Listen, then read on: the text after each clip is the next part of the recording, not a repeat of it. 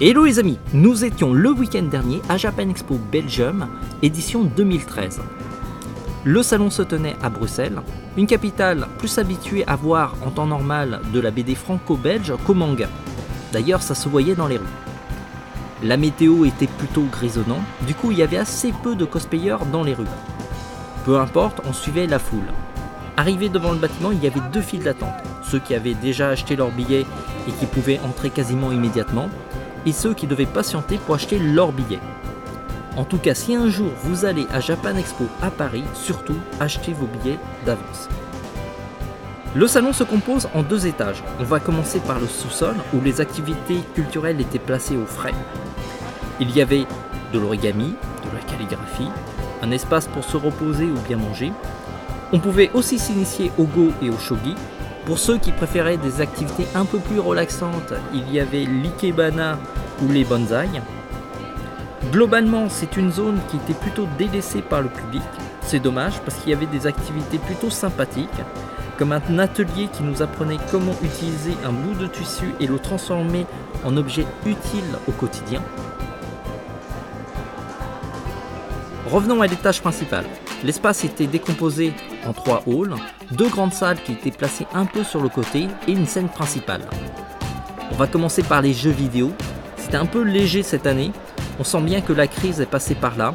C'est vraiment dommage que Sony ou Microsoft n'ont pas fait l'effort de venir pour présenter leur nouvelle console. En tout cas, Nintendo était là avec un très beau stand. Ils ont fait venir par exemple le doubleur de Luigi, c'est le monsieur qui est en train de dédicacer. Une personne vraiment sympathique qui a contribué grandement au succès du stand. On pouvait aussi se prendre en photo avec la moustache de Luigi. On repartait ainsi avec une jolie photo souvenir. Il y avait aussi Luigi et Mario en grandeur nature qui étaient littéralement pris d'assaut par le public. Côté éditeur, ce n'était guère mieux que les jeux vidéo. Il n'y avait que Taifu Ototo, IDP et Kanamanga. Ce dernier proposait un atelier de cupcakes. Comme pour le manga Hell's Kitchen, on pouvait s'improviser apprenti cuisinier et faire des cupcakes mortels. Côté boutique, c'était plutôt classique pour les habitués de salon. Il y avait les goodies et de très belles figurines. Il y avait quand même un stand qui a retenu notre attention. Un sculpteur de ballons qui utilisait son art pour faire des figurines manga gonflables. Et non, on n'achetait pas une poupée gonflable, mais bien de l'art. Côté scène principale, le cosplay avait toujours autant de succès, mais il y avait aussi les conférences et les shows. Globalement, notre sentiment sur Japan Expo Belgium est plutôt mitigé. Pas en termes de contenu, car le programme était quand même assez riche, mais il faudrait peut-être revoir l'agencement du salon. Il y avait des zones qui étaient blindées de monde où les passages étaient assez étroits, et au contraire, des zones assez vides.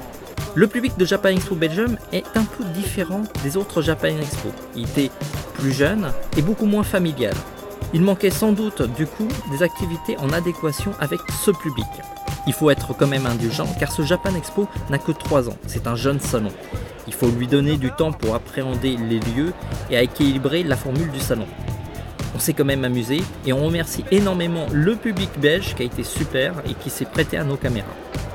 Notre reportage sur Japan Expo Belgium 2013 se termine là. On se retrouve prochainement pour une interview avec un groupe de métal japonais. En tout cas, on se retrouve très vite. Ciao les amis.